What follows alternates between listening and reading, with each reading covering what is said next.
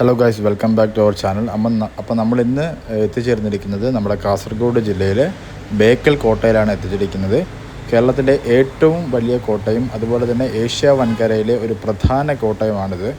അറബിക്കടലിൻ്റെ തീരത്തായി ഏകദേശം 40 ഏക്കറിൽ പരന്നു കിടക്കുന്ന ഈ ഒരു കോട്ട 17-ാം നൂറ്റാണ്ടിൻ്റെ മധ്യത്തിൽ പണി കഴിപ്പിച്ചതാണ്. ഇതിലേക്കുള്ള പ്രവേശനത്തിനായി എൻട്രി ഫീസ് 25 രൂപയാണ്. 15 വയസ്സിൽ താഴെയുള്ള കുട്ടികൾക്ക് നമുക്ക് എൻട്രി ഫീ ഇല്ല. അതിന് മുകളിലുള്ളവർക്ക് 25 രൂപ പെർ പേഴ്സൺ വേണം.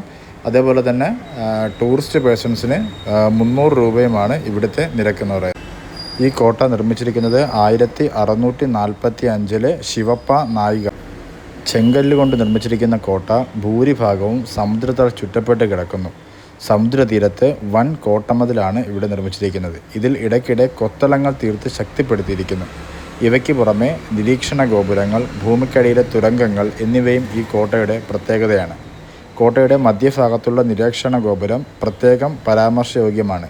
24 മീറ്റർ ചുറ്റളവും 9 മീറ്ററിലധികവും ഉയരവുമുള്ള ഇതിലേക്കുള്ള പ്രവേശന മാർഗം യുദ്ധോപകരണങ്ങൾ മുകളിലേക്ക് എത്തിക്കുന്നതിനായി ചരിച്ചാണ് രൂപപ്പെടുത്തിയിരിക്കുന്നത്.